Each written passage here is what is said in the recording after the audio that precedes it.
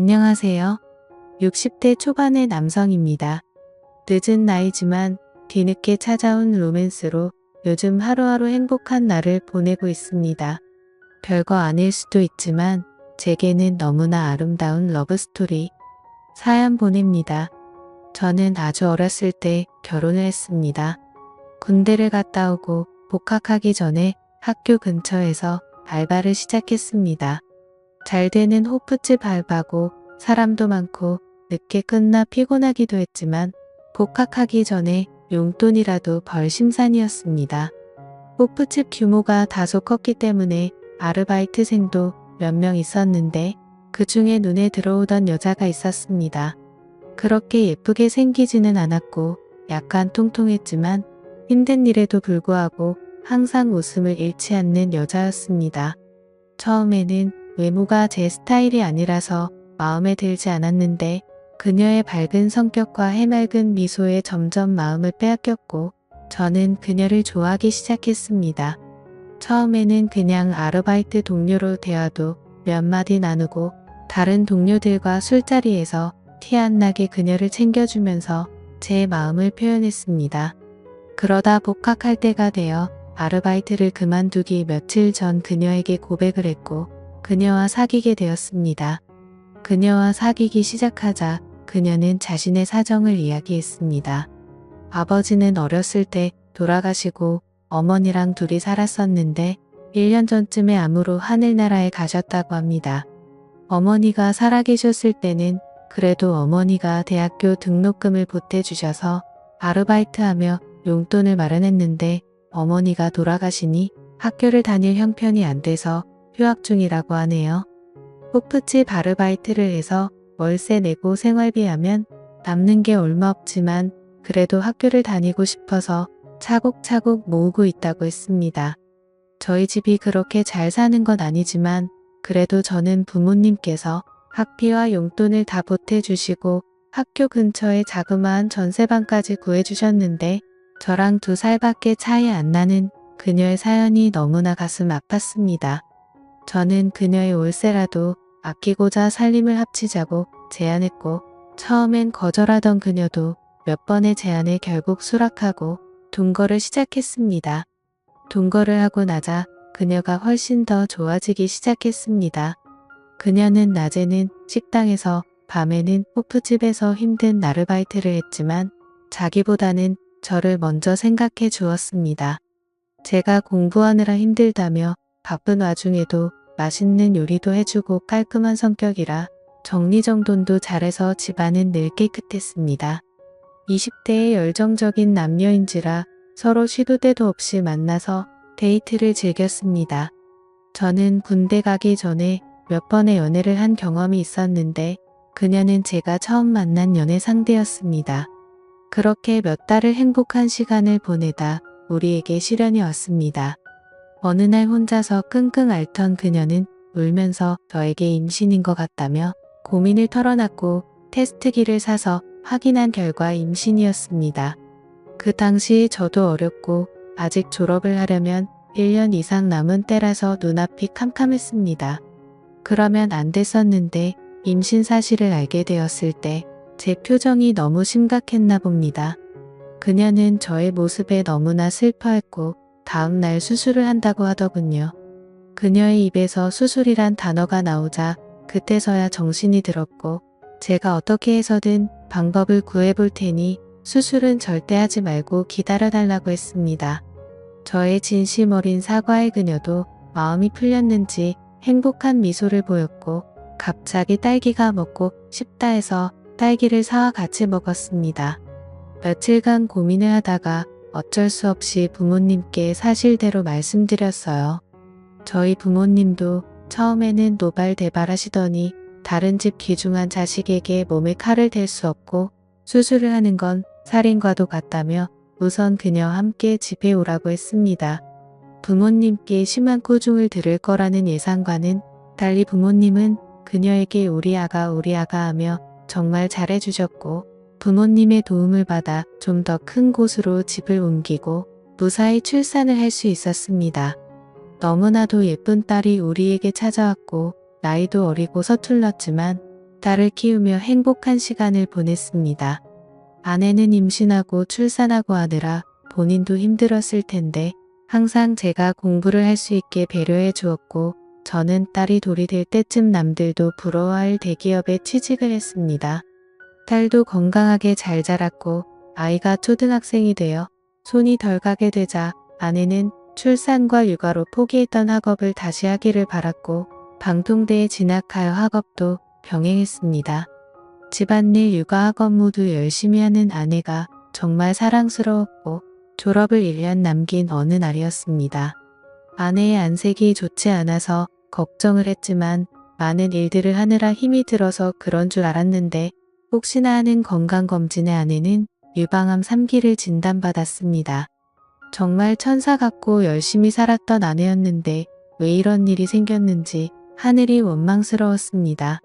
아내는 수술, 방사선 치료, 항암 치료를 잘 견뎌내고 그 와중에 방통대도 졸업했습니다. 하지만 졸업 후 아내의 상태가 급격히 안 좋아지더니 결국 하늘나라로 갔습니다. 저는 정말 죽고 싶은 심정이었고 한동안 페인으로 살았습니다. 그때는 딸도 제 눈에 들어오지 않았습니다. 그렇길 몇 달 결국 저는 정신을 차렸고 어머니의 도움을 받아 아이를 키우면서 일에만 몰두하며 지냈습니다. 아이가 고등학생이 되었을 때 회사에 사직서를 제출하고 작지만 제 회사를 차렸습니다. 그때부터 제 머릿속에는 딸과 회사밖에 없었습니다.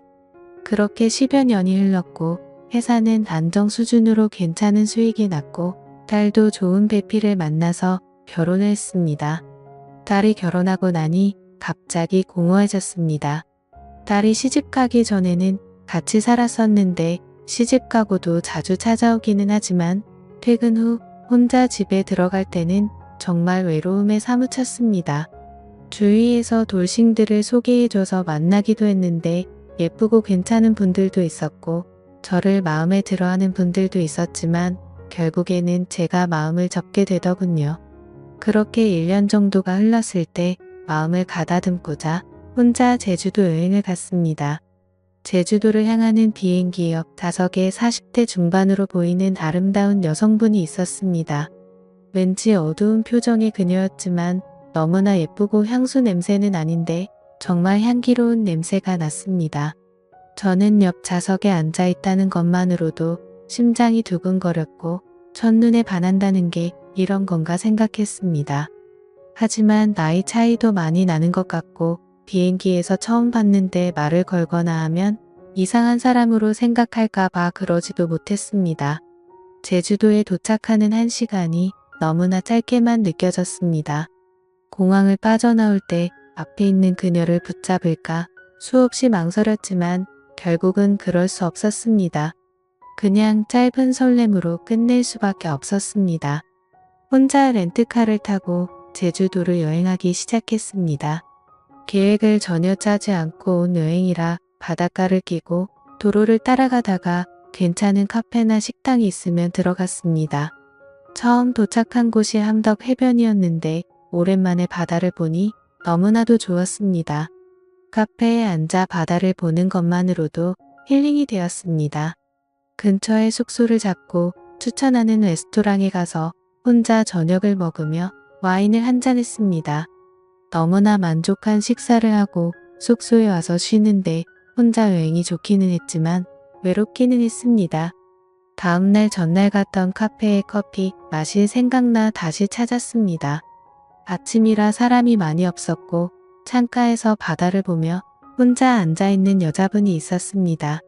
그 여자분이 고개를 잠시 돌렸을 때 그녀가 비행기에서 제 마음을 설레게 했던 그녀라는 걸 알게 되었고 제 심장은 두근거리기 시작했습니다.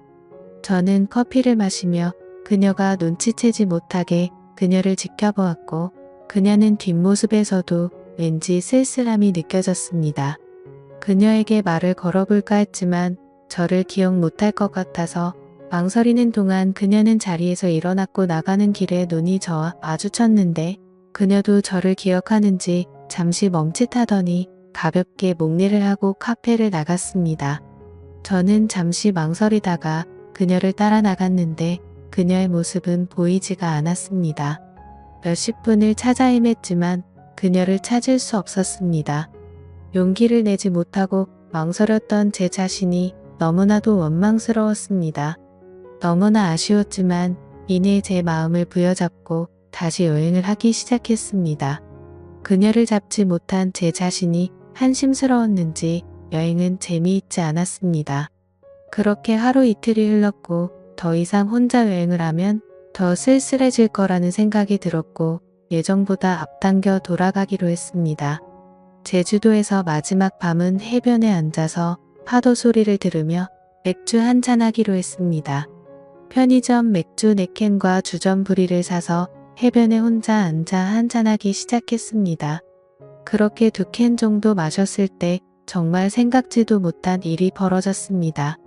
해변 저쪽에서 저에게 다가오는 인기척에 고개를 돌려보니 어두운 밤이기는 했지만 달빛에 비친 그녀의 얼굴이 제 두 눈에 선명하게 들어왔습니다. 그녀도 저를 보고 놀랐고 눈 인사를 한 뒤 저를 지나쳐 산책을 계속했습니다. 이번에도 망설인다면 저는 평생 후회할 거라는 생각이 들었고 용기를 내서 그녀를 따라갔습니다. 이야기 좀 나누고 싶다는 제 말에 조금 망설이기는 했지만 바닷가에 앉아 맥주 한잔하기로 했습니다. 다소 어색하기도 했고 중간중간 말이 끊기기도 했지만 저희는 이런저런 이야기를 했습니다. 그녀는 가끔씩 환하게 웃기도 했는데 그녀의 활짝 웃는 미소는 너무나도 가슴 설렜습니다. 그렇게 이야기를 주고받으며 맥주를 다 마시고 그녀의 숙소 앞까지 바래다 주었습니다. 그녀는 저에게 감사하다며 남은 여행 잘하시라고 들어가려는 순간 저는 용기를 냈습니다. 괜찮으시면 남은 여행을 같이 하면 어떻겠냐고 저도 혼자 여행도 좋기는 하지만 같이 여행을 해보고 싶다고 했습니다. 그녀는 난처한 표정이었지만 이내 알았다며 다음날 만나서 같이 여행하기로 약속을 했습니다.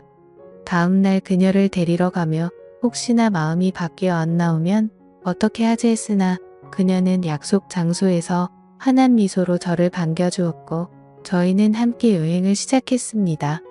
아름다운 그녀와 같이 여행을 하니 너무나 즐거웠고 행복했습니다. 함께 보는 바다는 너무나 반짝였고 함께 마시는 커피는 너무나 향기로웠고 함께 먹는 요리는 너무나 달콤했습니다. 저희는 같은 숙소에 따로 방을 잡고 근처 이자카야에 가서 이야기를 나누었습니다. 같이 여행을 해서 그런지 전날보다 많이 가까운 느낌이었고 그녀는 저희 인생에 대해 궁금해하길래 결혼해서부터 아내와의 슬픈 이야기, 딸아이가 결혼하고 너무나 잘 살고 있지만 외로움에 하루하루 힘든 이야기를 했습니다. 그러면서 제 명함을 그녀에게 건넸고 그녀는 그날 본인의 이야기는 많이 하지 않은 채 제 이야기를 너무나 잘 들어주었습니다. 다음 날도 함께 여행을 했습니다. 수목원에 가서 같이 산책도 하고 바닷가를 거닐기도 하고 이제 조금 가까워졌는지 장난도 치고 정말 행복한 시간을 보냈습니다. 저녁 노을을 배경으로 바닷가를 산책할 때는 가볍게 손을 잡기도 했습니다.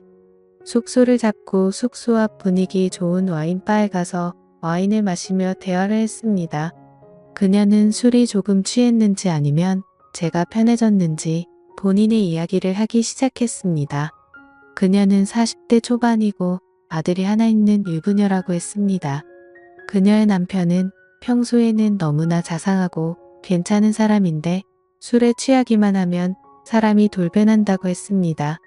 처음에는 물건을 던지거나 가구를 망가뜨리는 선이었는데 몇 년 전부터 심해지더니 자신을 때리기도 하고 최근에는 아들한테까지 손을 대기 시작했대요. 몇 번이나 이혼을 하려고 했지만 그때마다 다시는 안 그러겠다고 무릎까지 꿇고 울고불고 매달리는 남편을 참아내치기가 힘들었대요. 저런 아빠라도 아들에게 아빠가 있어야 한다고 생각해서 그동안 참고 살았대요. 그러다 몇 달 전 남편이 아들에게까지 손찌검을 했고 아들은 그 트라우마로 한동안 힘들어했대요. 지금은 아들도 많이 괜찮아졌지만 아빠를 너무나 무서워하고 있다고 하네요. 남편은 다시는 그러지 않겠다고 또 매달렸고 이번에는 정말 끝을 내야 할 것 같아 생각을 정리하고 싶어서 혼자 여행을 왔다고 했습니다. 예쁜 얼굴에 가끔씩 보이는 어두운 표정이 그것 때문인 걸 알게 되었어요. 저는 그녀의 어깨를 다독여주며 그녀를 위로해줬고 그녀는 서러움이 폭발했는지 제 품에 안겨 후 느껴 울기 시작했습니다. 그렇게 수십 분 그녀를 다독이고 그녀도 이제 좀 괜찮아졌는지 해변을 걷자길래 손을 잡고 해변을 걸렀습니다. 그녀의 작고 가느다란 손을 잡고 아무 말 없이 해변을 걸렀습니다. 그녀를 방 앞까지 데려다주고 돌아서는데 그녀가 제 손목을 붙잡았어요. 자연스레 그녀의 방에 들어가게 되었고 서로의 마음을 확인하고 저희는 그렇게 함께 시간을 보냈습니다. 이후 저는 그녀에게 앞으로의 여행도 함께 하기를 바랐고 그녀는 아무 말 없이 미소를 보였습니다. 다음날 아침 햇살에 눈을 떴는데 옆자리에 그녀가 없었습니다. 화장실에도 없는 것 같았고 아침 산책을 나갔는 줄 알았는데 그녀의 캐리어가 없다는 것을 알게 되었습니다. 화장대 위에 그녀가 쓰고 간 메모장이 있었는데 좋은 추억 만들어줘서 감사합니다. 행복한 여행과 인생 되시길 바라겠습니다. 라고 적혀 있었습니다. 저는 그녀를 놓칠 수 없어서 호텔을 나와 그녀를 무작정 찾기 시작했습니다. 같이 갔던 해변 카페 식당도 가보고 했지만 그녀의 모습은 찾을 수 없었습니다. 그녀와 처음 만났던 함덕 해변 카페에 가서 그녀가 앉았던 자리에 앉아 멍하니 바다만 바라보았습니다. 더 이상 여행을 할 수 없을 것 같아 다시 서울로 올라왔습니다. 서울로 올라와 다시 일상으로 돌아왔지만 마음 한구석이 너무나 아팠고 공허했습니다. 그녀를 잊기 위해 일에만 몰두했지만 그것도 잠시 문득문득 그녀가 생각나 눈물을 흘린 적도 많았습니다. 그 뒤로 두세 명의 여성분을 소개로 만나봤지만 제 마음은 온통 그녀에게 가 있었기 때문에 전혀 눈에 들어오지 않았어요. 제가 아는 거라고는 그녀의 얼굴과 나이밖에 없으니 어떻게 할 방법이 없었어요. 그냥 하루하루 그녀를 떠올리면서 그렇게 1년여가 흘렀습니다. 그날은 아침부터 웬일인지 기분이 너무 좋은 월요일이었습니다. 상쾌하게 아침에 일어났고 출근길도 평소보다 안 막히는 느낌이었어요. 출근을 해서 일을 하다 직원들과 점심 식사 후 커피를 한잔하고 있는데 모르는 번호로 전화가 왔어요. 전화를 받고 상대방의 목소리를 듣자마자 놀라서 들고 있던 커피를 떨어뜨릴 뻔했어요.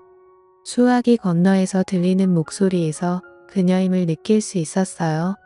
저는 너무 놀라서 아무 말도 할 수 없었고 그녀는 차분하게 안부를 묻더니 주말에 서울에 올라갈 일이 있는데 혹시 만날 수 있냐고 했습니다. 저는 주말에 약속이 있었지만 당연히 약속 없다며 보자고 했고 만나는 시간과 장소를 정하고 전화를 끊었습니다. 전화를 끊고 나서도 떨리는 숨과 심장이 멈추지 않았습니다. 부하 직원들이 사장님 무슨 일 있냐고 걱정되듯 물어봤을 정도로 제 모습이 평소와는 달라 보였나 봅니다. 수십 분이 흘러 마음이 좀 진정됐고 그녀의 목소리를 들었다는 것만으로도 너무 기뻤고 주말에 그녀를 다시 볼 수 있다니 너무나도 행복했습니다.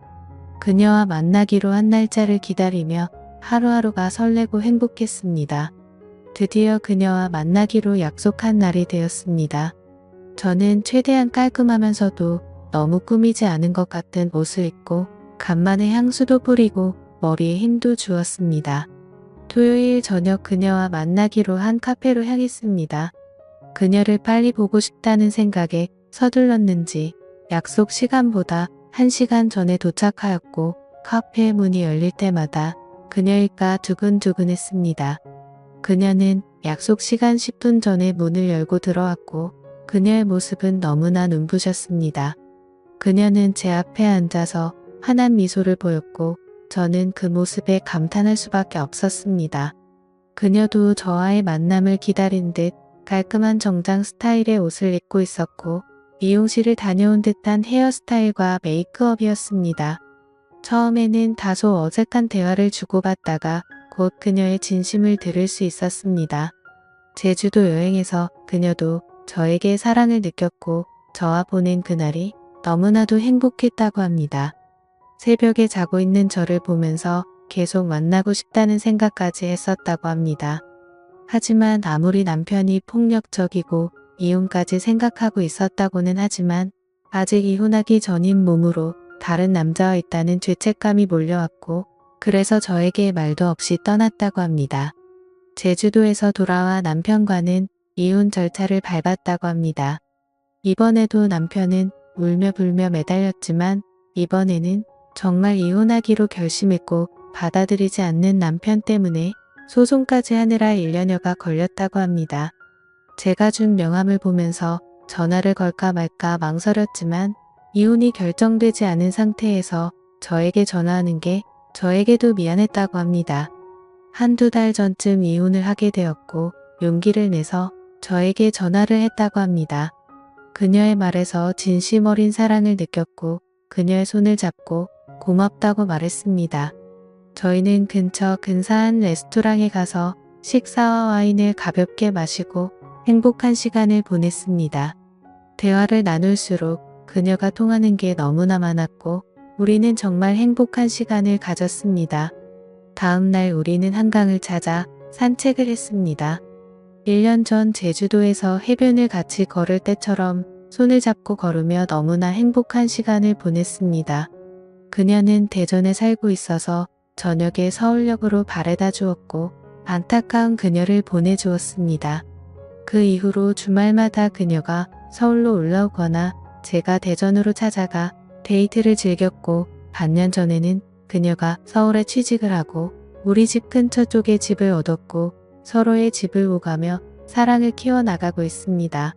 저도 그렇고 그녀도 그렇고 서로의 자녀를 생각해서 재혼은 생각하고 있지 않지만 서로를 사랑하는 마음은 진심인 걸 알기에 결혼하지 않고도 이렇게 노년을 함께 보낼 수 있을 거라 확신하고 있습니다. 제가 나이가 있기는 하지만 그녀와 사랑을 나눌 때마다 청춘으로 돌아간 것 같은 힘이 솟았고 그녀도 저와의 만남에 너무나도 만족한 모습입니다. 나이가 들어도 사랑을 할 수 있고 제 나이에도 사랑을 나눌 수 있습니다. 저 또래의 다른 분들도 좋은 인연을 만나서 사랑을 하고 사랑을 나누면서 행복한 제2의 인생이 되시길 바랍니다.